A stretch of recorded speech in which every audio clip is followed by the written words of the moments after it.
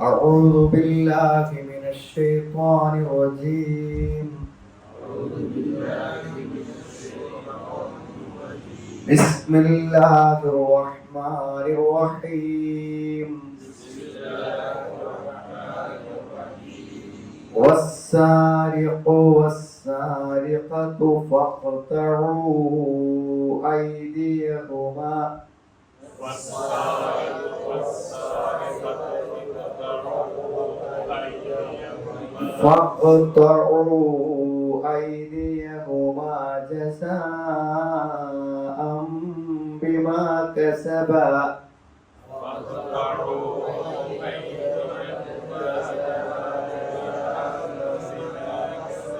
جزاء بما كسبا نكالا من الله.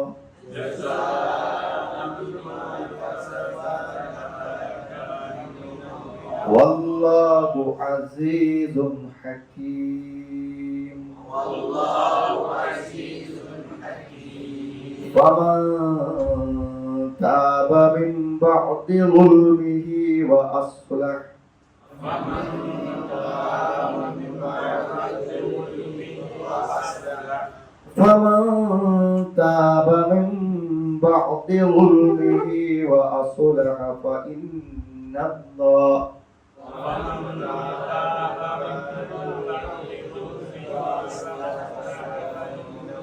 فإن الله يتوب عليه.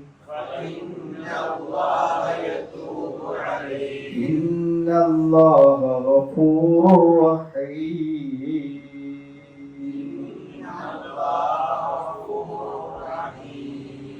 ألم تعلم أن الله له ملك السماوات والأرض. ألم تعلم أن الله له ملك السماوات والأرض يعذب من يشاء ويغفر لمن يشاء.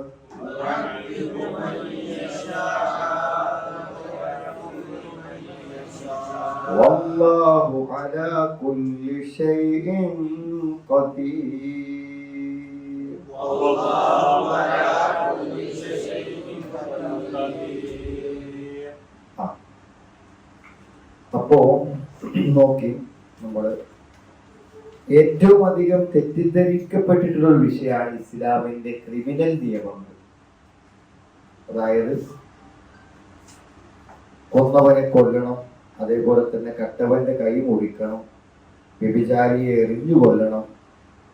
ഇങ്ങനെയുള്ള ശിക്ഷകളെ കുറിച്ച് പൊതുവെ വലിയ തെറ്റിദ്ധാരണകളും ആളുകളിൽ ഉണ്ടാക്കാറുണ്ട്.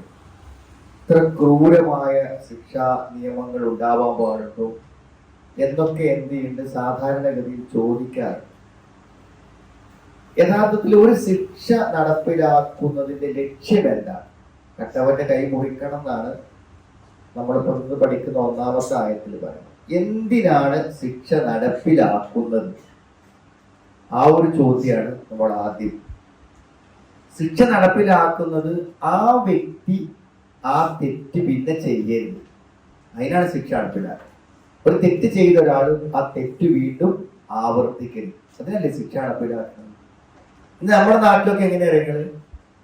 ഈ ജാമ്യത്തില് ഇറങ്ങി വരുന്ന വരെ അതേ തെറ്റന്നെ ചെയ്ത് പിന്നെ ജയിലിൽ പോകും. ഒരു തെറ്റിന് ശിക്ഷിക്കപ്പെട്ട് ജാമ്യത്തിൽ ഇറങ്ങിയിട്ട് പിന്നെ അതേ തെറ്റന്നെ. എത്രയോ പ്രാവശ്യം ഒരേ തെറ്റ്.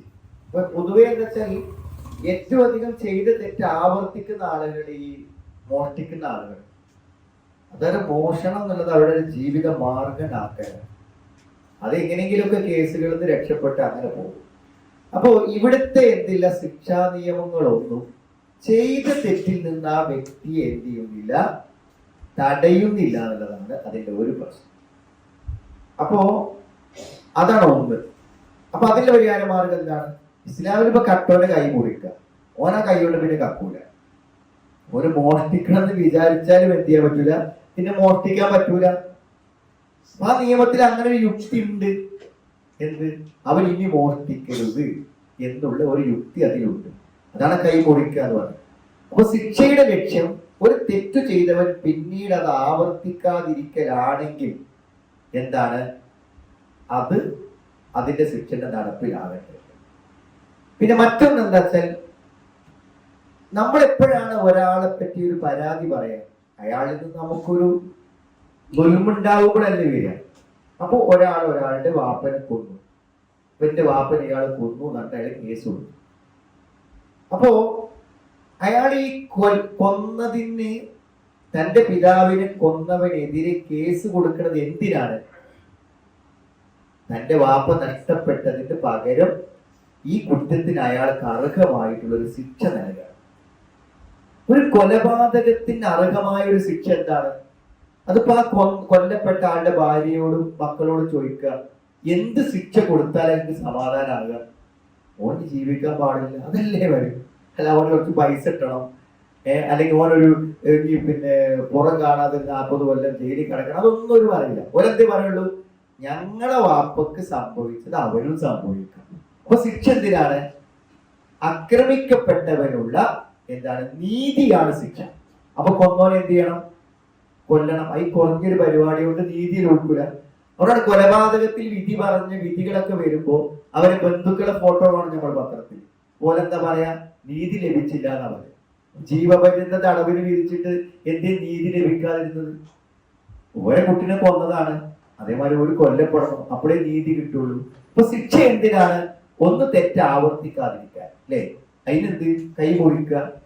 ആ തത്വം എത്ര ബുദ്ധിപരമായ തത്വമാണ്. രണ്ടാമത്തത്, ശിക്ഷിക്കപ്പെട്ട ആക്രമിക്കപ്പെട്ടവന് നീതി ലഭിക്കണം. അങ്ങനെയാണെങ്കിൽ എന്ത് ചെയ്യണം?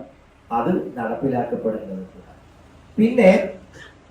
പിന്നെ ശിക്ഷ കൊണ്ട് ഉദ്ദേശിക്കുന്ന മറ്റൊരു ലക്ഷ്യം എന്താന്ന് വിചാരിച്ചാൽ, തെറ്റു ചെയ്യാതിരിക്കാൻ ആളുകളെ പ്രേരിപ്പിക്കാൻ.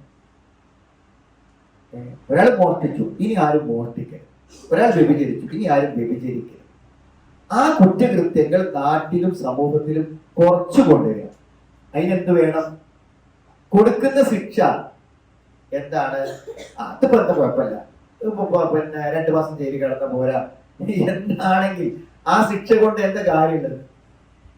ആ ശിക്ഷ കിട്ടിയാൽ പ്രശ്നമാണ്. അപ്പൊ പിന്നെ ഗൾഫ് നാടുകളിലൊക്കെ ഒരാൾ അശ്രദ്ധമായി ഡ്രൈവിംഗ് ചെയ്തിട്ട് ഒരാളെ കൊന്നാലും ചിലപ്പോ അയാൾക്ക് പ്രശ്നമില്ല. ഒരാളെ ജീവന് പകരം ജീവനാണ്. അപ്പൊ എന്താണ്? സ്വാഭാവികമായും എന്ത് ചെയ്യണം? അത് മറ്റുള്ളവർ കാണണം. ഇപ്പൊ തല വെട്ടുന്നത്, ഒരാളെ തല വെട്ടുന്നത് ആൾക്കാർ കണ്ടാൽ എന്ത് ചെയ്യൂല? തല വെട്ടുന്ന പരിപാടിക്ക് ആ കേസിന് പിന്നെ ആൾക്കാർ എന്ത് ചെയ്യൂല? പോകൂല. കൈ മുറിച്ചൊരുത്തന്റെ കൈ കണ്ടാൽ എന്ത് ചെയ്യൂല? പിന്നെ ആ പരിപാടിക്ക് ആൾക്കാർ പോകൂല. അപ്പൊ ശിക്ഷന്റെ ലക്ഷ്യം സാക്ഷാത്കരിക്കത്തക്ക വിധത്തിലാണ് ഇസ്ലാമിന്റെ ശിക്ഷാ നിയമങ്ങൾ ഉള്ളത്. അപ്പൊ ഈ കൊട്ടേഷൻ സംഘങ്ങളൊക്കെ ഏർപ്പെടുത്തിയിട്ട് ആൾക്കാരെ കൊല്ലുന്നുണ്ടല്ലോ. ഓരോട് എന്താ പറയാ? ജയിലിൽ പോയ അന്നെ ഞാൻ ഇറക്കുന്ന പറയാം, അല്ലെങ്കിൽ എനിക്ക് 100 കോടി ഒക്കെ കൊടുക്കാൻ 100 പേജസ് ആണ്. 100 കോടി ഒരു കൊട്ടേഷൻ സംഘത്തിന് 100 കോടിയാണ് വാഗ്ദത്തം ചെയ്തത്. കോടതിയിൽ വന്നപ്പോ അവര് വെളിപ്പെടുത്തി 100 കോടി കൊടുത്താൽ ഒരാളെ കൊല്ലും. അയാളെ തല പോയിക്കൊള്ളൂ, അയാളെ തല പോവുകയുള്ളൂ. ഈ 100 കോടി അനുഭവിക്കാൻ അയാൾ വേണ്ടേ? അയാളെ തല പോവുകയാണ് ചെയ്യൂല. അപ്പൊ ഇസ്ലാമിന്റെ ശിക്ഷാ നിയമങ്ങൾ അത്രയും എന്താണ് യുക്തി. കാരണം അള്ളാഹുവിന്റെ തീരുമാനങ്ങളിൽ ഹിക്മത്ത് ഉണ്ടാവും. അള്ളാഹ് വളരെ യുക്തിപരമായി ബുദ്ധിപരമായി മാത്രമേ അത് തീരുമാനങ്ങളുള്ളൂ. അതിന്റെ അപ്പുറത്തേക്ക് ഒരാൾക്ക് ആലോചിക്കാനും ചിന്തിക്കാനും പറ്റൂല. ഇനി വേറൊന്നും ഞാൻ കൊടുത്ത് പറയാം. ഈ പിന്നെ വ്യഭിചരിച്ചോണ്ട് എറിഞ്ഞു കൊല്ലണം, അല്ലെങ്കിൽ കട്ടോന്റെ കൈ വെട്ടണം എന്നൊക്കെ പറയുമ്പോൾ ഇതൊക്കെ കുറച്ച് ഓവറാണ്. നമ്മളെ ആരെങ്കിലും മനസ്സ് തോന്നുകയാണെങ്കിൽ അത് കുറച്ച് അപകടവും. വേറെല്ലാവരോടെ നമുക്ക് മറുപടിയൊക്കെ പറയാം. നമ്മളെ ആരെയും മനസ്സ് തോന്നാൻ പാടില്ല. നമ്മളെ ആരെയും മനസ്സ് തോന്നാൻ പാടില്ല എന്നാൽ അള്ളാഹു പറയുന്ന ഒരു കാര്യത്തിൽ അതെന്താ അങ്ങനെയെന്ന് നമ്മൾ ചോദിക്കുകയാണെങ്കിൽ നമ്മൾ അള്ളാഹുവിനെ അംഗീകരിക്കാത്തവരാണ്. കാരണം ഒരു നിലക്കും ചോദ്യം ചെയ്യപ്പെടാൻ പാടില്ലാത്തതാണ് ആരുടെ കാര്യം. അപ്പൊ അത് ചോദ്യം ചെയ്യുമ്പോൾ മനസ്സ് തോന്നുന്നുണ്ടെങ്കിലോ അന്ന് പറഞ്ഞാലും ചില എഡിറ്റിംഗ് വേണമെന്നാണോ നമ്മൾ പറയണത്? എങ്കിൽ പിന്നെ നമ്മുടെ ഈമാൻ എന്താ? അന്ന് പറഞ്ഞാലും എന്താണ് ചില യുക്തിരാഹിത്യങ്ങൾ ഉണ്ടാവാം, തെറ്റുകൾ ഉണ്ടാകാം എന്നൊക്കെയാണോ വിശ്വസിക്കേണ്ടത്? എങ്കിൽ പിന്നെ നമ്മുടെ ഈമാൻ എന്താ? നമ്മൾ എന്ത് ചോദിച്ചാലും പടച്ചോൻ പറഞ്ഞു പറഞ്ഞാൽ കഴിഞ്ഞ് നമുക്ക് എന്താ അല്ല പറഞ്ഞു എന്ന് പറഞ്ഞാൽ കഴിയും, അത്രേ ഉള്ളൂ. പിന്നെ ഇപ്പൊ വിമർശിക്കുന്ന ആൾക്കാർ പറയാം കാലം മാറുമ്പോൾ ഇതൊക്കെ കാലം ശിക്ഷകളാണ്, ഇതൊന്നും ഇപ്പൊ പരിശീലനം. ആളുകൾ എവിടെ മാറിയത്? എനിക്കൊണ്ടത് പണ്ടൊക്കെ കൊന്നതിനേക്കാളും മൃഗീയമായിട്ടാണ് ഇപ്പൊ കൊല്ലുന്നത്. പണ്ടൊന്നും ഇങ്ങനെ ആൾക്കാരെ കൊന്നിരുന്നതാണ്, ഈ കോലത്തിലൊന്നും ആൾക്കാരെ കൊന്നിരുന്നത്. ഇപ്പൊ ഇവിടെ ചെയ്ത അതേപോലെ തന്നെ വിഷം കൊടുത്തിട്ട്, നല്ല മാരക വിഷം കൊടുത്തിട്ട് എന്ത് ചെയ്യാ, കുടുംബത്തിൽ ഓരോന്നിനും ഓരോ ദിവസം ഇങ്ങനെ കൊല്ലുക. ആലോചിക്കണമെങ്കിൽ വിഷം കൊടുത്തിട്ടാണ് കൊല്ലുക.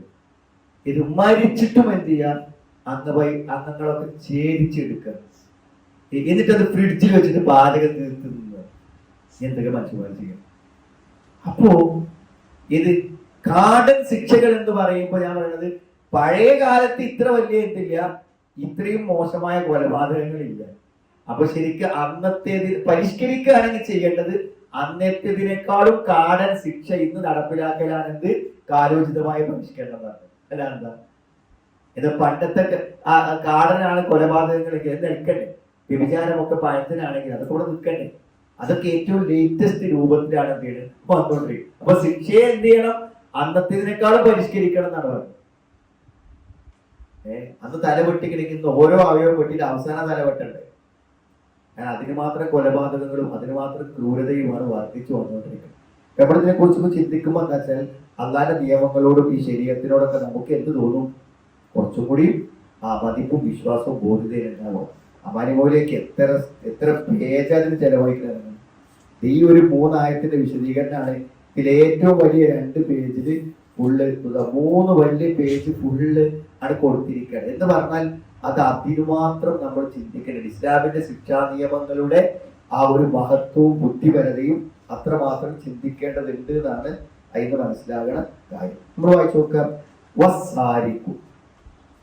വസാരിക്കു എന്താണ്? വസാരിക്കു എന്ന് പറഞ്ഞാൽ മോഷ്ടിക്കുന്ന പുരുഷൻ, വസാരിക്കത്തു മോഷ്ടിക്കുന്ന സ്ത്രീ. അപ്പോ ഈ സരിക്കത്ത് എന്ന് പറഞ്ഞ മോഷണം എന്ന് പറഞ്ഞാൽ എന്താണ്? എന്താണ്?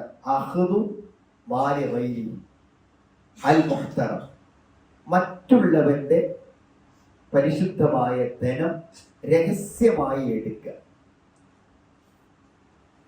ഒരാളെ കാണാതെ അയാളുടെ വിലപ്പെട്ട ഒരു സ്വത്ത് എടുക്കുക. അത് എവിടുന്ന് എടുക്കുന്നത്? ഹിർസും ബിത്തിരി, അതായത് അത് വെക്കേണ്ട സ്ഥാനത്ത് വെച്ചിട്ടാണ്. മുറ്റത്ത് കിട്ടിയല്ല, വഴിന്ന് കിട്ടിയല്ല. സ്വർണം വെക്കേണ്ടോടത്താ സ്വർണം വെച്ചത്, പൈസ വെക്കേണ്ടോടത്താ പൈസ വെച്ചത്. അവിടുന്ന് എടുക്കുക. അത് എത്ര എടുക്കണം? എന്ത് കട്ടാലും, ആന കട്ടാലും അടക്ക കട്ടാലും കള്ളനല്ലേ നമ്മൾ പറഞ്ഞു. ഇങ്ങനെയല്ല, മനസ്സിലായില്ലേ? ഒന്നിപ്പോ റുബൂർ ദീനാറാണ്, ഒരു സ്വർണ്ണ നാണയത്തിന് 4 ലോണ്ട്. വേറെ ഹദീസുകൾ വന്നിട്ടുള്ളത് എന്താ വെച്ചാൽ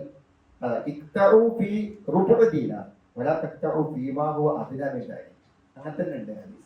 അൽഹിർസ് സുരക്ഷിതമായി വെച്ചൊരു സ്ഥലത്ത് നിന്ന് എടുക്കുകയാണെങ്കിലാണ് എന്ത് ചെയ്യേണ്ടത്, അത് വേണ്ടതാണ്.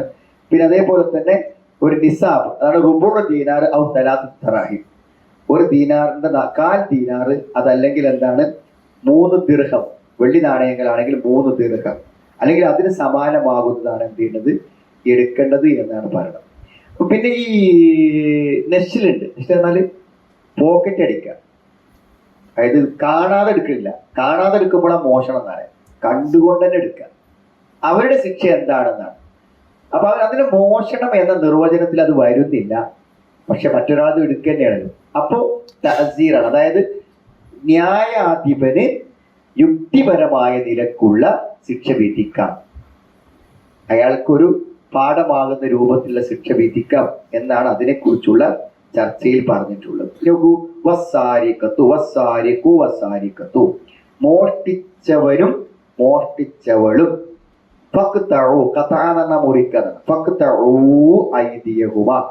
അവരുടെ 2 പേരുടെയും കൈകളെ നിങ്ങൾ മുറിക്കുക. ജസാഅൻ ബിമാ കസബ നകാലം മിനല്ലാഹ്, ജസാഅൻ ബിമാ കസബ നകാലം മിനല്ലാഹ്. ഇനിയിപ്പോ എന്തിനാണ് ഈ മുറിക്കണത് എന്നതിന്റെ തത്വം അള്ളാഹ്ക്കെന്നെ അറിയാം. ഇങ്ങനെ പറയുമ്പോൾ എന്താണ് ഇത് കുറച്ച് അധികമായി പോയോ എന്ന് ആർക്കെങ്കിലും തോന്നുന്നുണ്ടെങ്കിൽ അത് എന്തിനാണെന്ന് അള്ളാഹു കൂടെ തന്നെ ജസാഅൻ ബിമാ കസബ, എന്താണ് അവർ പ്രവർത്തിച്ചതിനു തക്ക പ്രതിഫലമായി, അവർ പ്രവർത്തിച്ചതിനു തക്ക പ്രതിഫലമായി. ഈ ശരിക്ക് പറയണമെങ്കിൽ എന്താ വെച്ചാൽ പലപ്പോഴും ഈ മോഷ്ടിക്കപ്പെട്ട സാധനങ്ങൾ നഷ്ടപ്പെട്ടു പോകുമ്പോൾ പെണ്ണുങ്ങൾ കണ്ടോ അറിയാൻ അത് പത്രത്തിലുണ്ടത്. അതായത് ഒരു കുട്ടിയുടെ ആഭരണം എന്ത് ചെയ്തു, കണ്ട് അത് ഒരാളെടുത്ത് കൊണ്ടുപോയി മോഷ്ടിച്ചു കൊണ്ടുപോയതിന് ശേഷം പിന്നെന്താന്ന് വിചാരിച്ചാൽ ഇവർ ഈ ആഭരണം തെരയാണ്. ഈ തെരയുടെ ഇടങ്ങേറ് കണ്ടിട്ട് ഈ കുട്ടിക്ക് ഇത് നഷ്ടപ്പെടുന്ന ഇടങ്ങേറ് തെരച്ചിൽ കണ്ടപ്പോ ഈ മോഷ്ടിച്ച ആൾക്ക് എന്തായിന്നറിയോ, സങ്കടമായി. അപ്പൊ അയാള് 50,200 രൂപക്കാണ് അത് വിറ്റത്. അപ്പൊ അയാൾ എന്താ വെച്ചാൽ കവറിൽ 50,200 രൂപ ഒരു കവറിലാക്കിയിട്ട് ഒരു എഴുത്ത് എഴുതി, ആ എഴുത്തൊക്കെ പത്രത്തിലുണ്ട്, എഴുത്തിന്റെ ഒരു കോപ്പി ഉണ്ട്. അതിൽ എഴുതിയിട്ടുണ്ടത് നിങ്ങൾ ഞാനത് മോഷ്ടിച്ചതിൻ്റെ തെറ്റാണ്, പിന്നെ നിങ്ങളിത് തെരയിൽ കണ്ടപ്പോൾ എനിക്ക് ആകെ സങ്കടമായി. അപ്പൊ ഇനി തിരിച്ചു തരുമ്പോ നമ്മളെ മനസ്സിലാവുള്ളൂ. അപ്പൊ അതിന് വേണ്ടി പൈസ ഞാൻ കവറിലാക്കി വിറ്റ മുഴുവൻ പൈസ ഇതിലുണ്ട് എന്ന് തിരിച്ചേൽപ്പിക്കുന്നു, നിങ്ങൾ മനസ്സറിഞ്ഞ് എന്നോട് പൊറുക്കണം എന്നാണ് പറഞ്ഞത്. അപ്പൊ അവിടെ നമ്മൾ മനസ്സിലാക്കേണ്ടതെന്ന് വെച്ചാൽ നമ്മളിപ്പോ ഈ കൈ മുറിയണവരെ കയ്യിനെ പറ്റി മാത്രമേ ആലോചിക്കണുള്ളൂ. ഈ നഷ്ടപ്പെട്ടവന്റെ സങ്കടവും നഷ്ടപ്പെട്ടവന്റെ വിഷമവും ഒന്നും എന്ത് ചെയ്യുന്നില്ല, ആരും ആലോചിക്കുന്നില്ല എന്നുള്ളതാണ് എന്റെ വസ്തുത. ഒരു ഗോൾഡൊക്കെ പോയി കഴിഞ്ഞാൽ എന്താ അതിൻ്റെയൊക്കെ അതൊക്കെ വളരെ അത്രയും വിഷമിച്ച് വാങ്ങി വലിയൊരു സ്വത്തായി ഉപയോഗിക്കുന്ന ആൾക്കാരെ സംബന്ധിച്ചിടത്തോളം എന്തായിരിക്കുമല്ലോ മനോവിഷമം എന്നാണ്. വീടൊക്കെ കൂട്ടിട്ട വീടൊക്കെ കുത്തി തുറന്നിട്ട് എന്ത് ചെയ്യാറ് മുഴുവൻ കൊണ്ടുപോകാൻ. അപ്പൊ എന്താണ് ഈ ശിക്ഷയ്ക്ക് പിന്നിലുള്ളത്? അതാണ് ഒന്ന്, ജസാഅൻ ബിമാ കസബ, ജസാഅൻ ബിമാ കസബ. അവർ രണ്ടുപേരും പ്രവർത്തിച്ചതിന് തക്ക പ്രതിഫലമായിട്ടുണ്ട്. ജസാ പ്രതിഫലം, കസബ എന്ന് പറഞ്ഞാൽ സമ്പാദിച്ചതിന് ചെയ്തത്. ഇവരെന്ത് ചെയ്തു? മറ്റൊരാൾക്ക് മോഷ്ടിച്ചു. ഇവർ ചെയ്തിട്ടുണ്ട്, അതുകൊണ്ടാണ് ഇവരെ ചെയ്യുന്നത്. അതന്നെ ശിക്ഷ എന്ന് പറഞ്ഞാൽ അതാണ്, ഒരാൾ ചെയ്തത് കൊണ്ടാണ് അയാൾക്ക് അത് ലഭിക്കുന്നത്. അപ്പൊ മറ്റുള്ളവന്റെ ധനം അപഹരിക്കുമ്പോൾ അവനൊരു ദയം തോന്നിയിട്ടില്ലല്ലോ, അതുകൊണ്ട് അവനെ ശിക്ഷിക്കുമ്പോഴും യാതൊരു ദയും ആവശ്യമില്ല. ഒരു ശിക്ഷ നടപ്പിലാക്കുന്നവന്റെ മനസ്സിൽ ഒരു കനിവും ഉണ്ടാവരുത് എന്നുള്ളതാണ് ആ ശിക്ഷ നടപ്പിലാക്കുന്ന കാര്യം. അത് ശിക്ഷ നടപ്പിലാക്കുന്നതിലുള്ള ഒരു നിബന്ധനയാണ്. അയാൾക്ക് തോന്നാത്തൊരു ദയ അയാളോട് തോന്നേണ്ടതില്ല എന്നാണ് തത്വം. അങ്ങനെ ആവുമ്പോഴേ ശിക്ഷിക്കാൻ പറ്റുള്ളൂ, അല്ലെങ്കിൽ ശിക്ഷിക്കാൻ കഴിയും. പിന്നെ നെക്കാലം മിനല്ല എന്താണ്? അള്ളാഹുവിന്റെ അടുക്കൽ നിന്നുള്ള ഒരു ശിക്ഷ. ശിക്ഷയല്ല, നെക്കാൽ എന്ന് പറഞ്ഞാൽ പാഠം നൽകുന്ന ശിക്ഷ. അപ്പൊ ഈ ശിക്ഷ ഇയാളെ കൈ മുറിയുമ്പോഴേ 1000 കൈകൾ മുറിയാതിരിക്കുന്നുണ്ട്. എന്താ മുറിയാതിരിക്കുന്നത്? ഇത് കാണുമ്പോ വേറൊരാൾ എന്താവൂല, മോഷ്ടിക്കൂല. അതിനാ ശിക്ഷ. ധാരാളം ആളുകളുടെ പണം മോഷ്ടിക്കപ്പെടാതിരിക്കും. ധാരാളം മോഷ്ടാക്കൾ മോഷണം വേണ്ടെന്ന് വെക്കും. അതുകൊണ്ട് ഇസ്ലാമിക ശിക്ഷ നടപ്പിലാക്കുന്ന നാടുകളിൽ കുറ്റകൃത്യങ്ങൾക്ക് അത്രയും കുറവുണ്ട്. ഒരു അറബി പത്രം എടുത്ത് നോക്കി, അല്ലെങ്കിൽ അറബി നാട്ടിലെ ന്യൂസ് നോക്കി, നമ്മളൊരു ദിവസത്തെ പത്രം നോക്കണം, ഒരു വർഷത്തിൽ ഉണ്ടാവും. ഒരു ദിവസം നമ്മളെ പത്രത്തിൽ കാണുന്നത് ഒരു കൊല്ലത്തെ ന്യൂസിലുണ്ടാവും. അതൊരു സംഭവമാണ്. അതെന്ത് ചെയ്യും? ആ ശിക്ഷ മനസ്സ് കാണും. അത് ശരിക്കും കാണുകയാണ്. ഒരുവിധം ആൾക്കാർക്കൊന്ന് തലവെട്ടുന്ന പള്ളിന്നാ പറയാം. അപ്പൊ ആ പരിസരത്തേക്ക് പോകുമ്പോൾ തന്നെ എന്ത് ചെയ്യും? ആൾക്കാർക്ക് ഓർമ്മ ഉണ്ടാവും. തലവെട്ടണ അന്ന് മാത്രമല്ല ഓർമ്മ ഉണ്ടാകുക, ആ പള്ളിന്റെ പരിസരത്തേക്ക് എത്തുമ്പോൾ തന്നെ എന്തുണ്ടാവും? ഓർമ്മ ഉണ്ടാവും അങ്ങനെ കാര്യത്തെ കുറിച്ച്. അപ്പൊ അതാണ് നെക്കാൽ, പാഠം നൽകുന്ന ശിക്ഷ. അപ്പൊ ശിക്ഷ വെറുതെ എന്താണ്? അതിങ്ങനെ ഒരു അപ്പൊ ന്യായവമ്പനായാലും ശിക്ഷ ആ ശിക്ഷ എനിക്ക് കിട്ടാൻ പറ്റൂല എന്ന് തോന്നണ ശിക്ഷ ആവണം. അപ്പൊ അത് കുറച്ച് പരിക്കുള്ള ശിക്ഷ തന്നെ ആയിരിക്കും. അതാണ് നെക്കാലം മിനല്ല ഔ തൻകീലൻ വതർഹീബൻ ലിസ്സാരിഖ്. മോഷ്ടിക്കുന്നവനെ ഭയപ്പെടുത്താനും അവനെ പാഠം പഠിപ്പിക്കാനും പറ്റുന്ന ശിക്ഷയായിരിക്കണം കേട്ടോ. എന്നിട്ട് അവൻ അതിൽ നിന്ന് എന്ത് ചെയ്യണം? പിൻവാങ്ങുകയും ചെയ്യണം എന്നാണ്. എന്താണ്? അന്നക്കും സയുക്തഊന ഇദാ സരി, ഇതാസറക്കും. അവർ എന്താണ് മോഷ്ടിച്ചാൽ അവർക്കും ഈ ശിക്ഷ കിട്ടും എന്ന് അത് കാണുമ്പോൾ അവർക്ക് തോന്നണം എന്നാണ്. ഇനി അള്ളാന്റെ ഈ ശിക്ഷയിൽ എന്തെങ്കിലും സംശയം ആർക്കെങ്കിലും ഉണ്ടെങ്കിൽ നീ വരുമ്പോ തീരും. വല്ലാഹു അസീസുൻ ഹക്കീം. അള്ളാഹു അസീസാണ്, അള്ളാഹു പ്രതാപശാലിയാണ്. അതുകൊണ്ട് അള്ളാഹുവിന്റെ തീരുമാനങ്ങളെ ചോദ്യം ചെയ്യാൻ ആർക്കും അവകാശമില്ല. അള്ളാഹുവിന്റെ തീരുമാനങ്ങളും വിധികളും എന്നും ഉയർന്നു നിൽക്കും. അത് അസീസാണ്, അവൻ പ്രതാപശാലിയാണ്. അതുകൊണ്ട് അള്ളാഹുവിന്റെ നിയമങ്ങളെയോ അള്ളാഹുവിന്റെ വിധികളെയോ ആർക്കും ചോദ്യം ചെയ്യാൻ പറ്റും. ഹക്കീമാണ്, ഇനി തെറ്റുപറ്റുന്ന ആരും വിചാരിക്കേണ്ട. അള്ളാഹുവിന്റെ തീരുമാനങ്ങളിലും വിധികളിലും തെറ്റുപറ്റുമെന്നോ പരിഷ്കരിക്കണമെന്നോ എന്നൊന്നും ചിന്തിക്കാം. അള്ളാഹു അഗാധ ജ്ഞാനിയാണ്, അതിന് ഹിക്മത്തുണ്ട്. അതല്ലാത്ത ഒരു ശിക്ഷ കൊണ്ട് അതിന്റെ ലക്ഷ്യം നേടില്ല, ആ ശിക്ഷ കൊണ്ട് ഒരു ദോഷം ഉണ്ടാവില്ല. പിന്നെ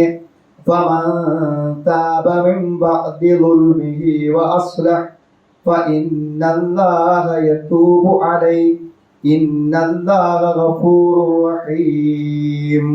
ഇനിയോ ഫമൻ താബ ആരെങ്കിലും പശ്ചാത്തപിച്ചാൽ. അപ്പോൾ എന്ത് അള്ളാഹുവിന്റെ കരുണയാണത്. എന്തു വലിയ തെറ്റ് ചെയ്താലും ഒരു മനുഷ്യൻ പശ്ചാത്തപിച്ചാൽ എന്ത് ചെയ്യും? അത് പുറത്തു. ഒന്നൊരു പെൺകുട്ടി എന്നോട് സംശയം ചോദിച്ചു ഫോണിൽ. അവരുടെ ഒരു ഫ്രണ്ടിന് വേണ്ടിയാണ് വ്യഭിചരിച്ച പൊറുക്കോ? പൊറുക്കില്ല എന്നാണ് ആൻസർ എങ്കിൽ നേരെ ഉറപ്പല്ലേ. പിന്നെന്താ ഇപ്പൊ അതിന്റെ പരിപാടി ഇപ്പൊ ചെയ്യാതിനെന്താ കാര്യം? അപ്പൊ അങ്ങനെ ഉണ്ടാവില്ല. എല്ലാ പാപവും അള്ളാഹു പൊറുക്കും. പക്ഷെ പൊറുക്കുന്നതിന് ചില നിബന്ധനകളുണ്ട്. ആ നിബന്ധനകൾ പാലിക്കപ്പെടും. തെറ്റ് ചെയ്യാനുള്ള ഒരു വഴിയല്ല പാപമോചനം.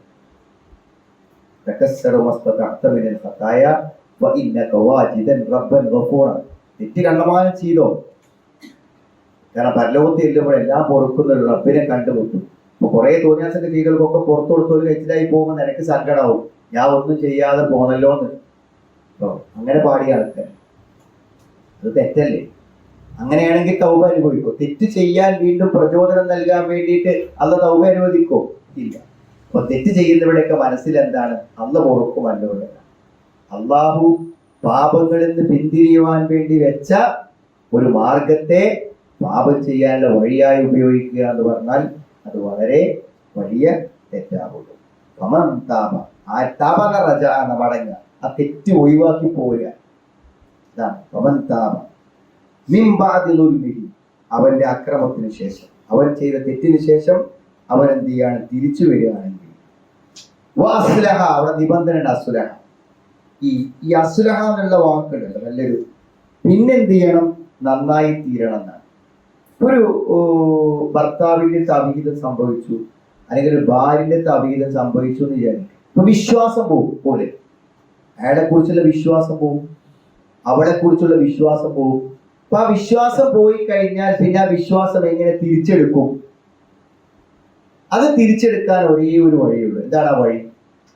അയാൾ ഇതുവരെ ജീവിച്ചതിനേക്കാളും കുറച്ചും കൂടെ ദീനിയായി നന്നാവുമ്പോഴോ അന്ന് അയാൾ പള്ളിക്കൊന്നും പോയില്ല, അപ്പൊ പള്ളിക്കൊക്കെ പോകുന്നുണ്ട്, ഇപ്പൊ ഖുർആൻ ക്ലാസ്സിൽ പോകുന്നുണ്ട്, ഇപ്പൊ ദീൻ മനസ്സിലാക്കുന്നുണ്ട്, ഇപ്പൊ രാവിലത്തെ അധികാറുകളുണ്ട്. അതുകൊണ്ട് ഇനി അയാളെ തലങ്ങൾ തെറ്റു സംഭവിക്കൂല. അതാ മുമ്പത്തെ സംഭവിക്കും. കാരണം അയാൾക്ക് ഇത്ര ദീൻ ഉണ്ടായിരുന്നില്ല, ഇപ്പത്തെ ദീനുണ്ട്, അവൾ ചെയ്യൂല.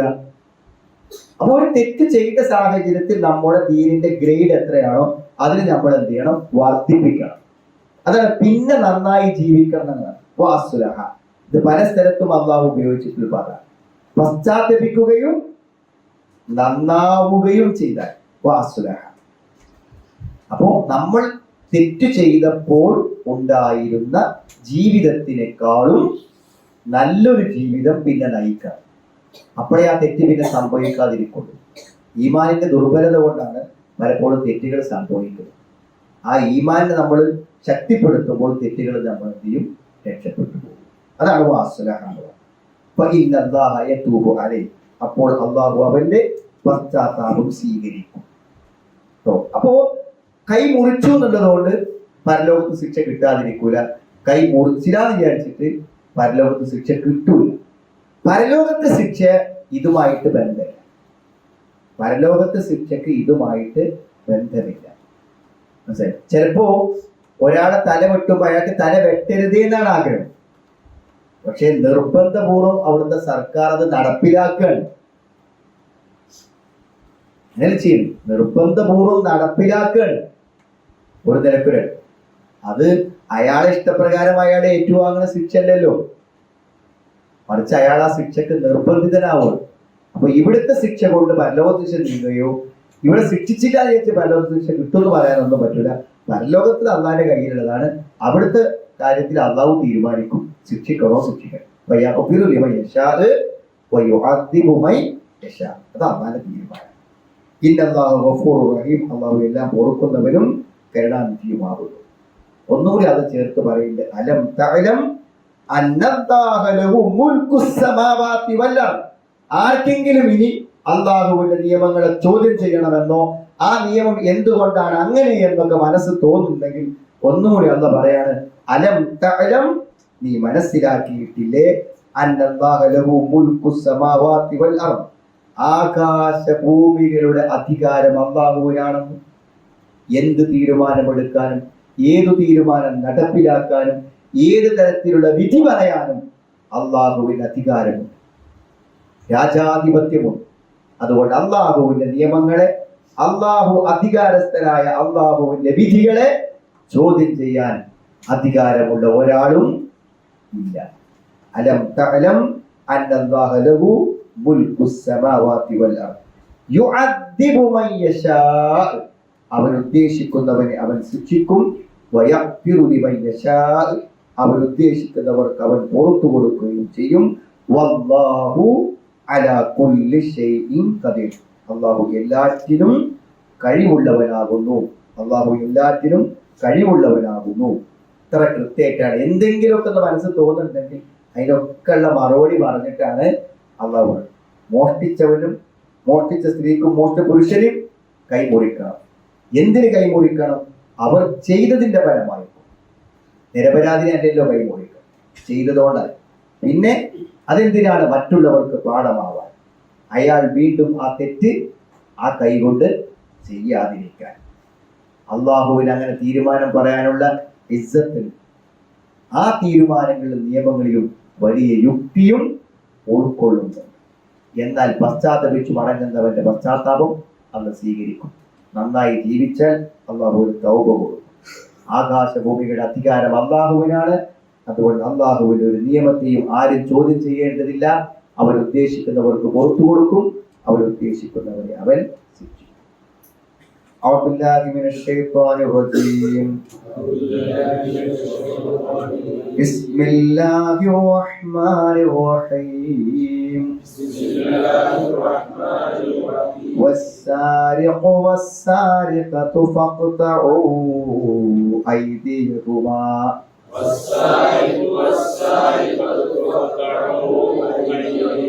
فاقطعوا أيديهما جزاء بما كسبا.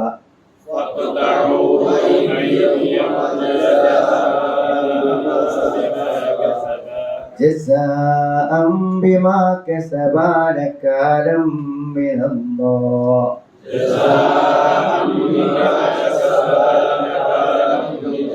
والله عزيز حكيم. فمن تاب من بعد ظلمه وأصلح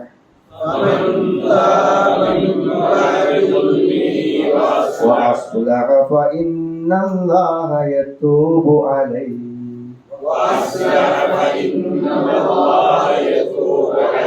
إن الله غفور رحيم. ألم تعلم أن الله له ملك السماوات والأرض.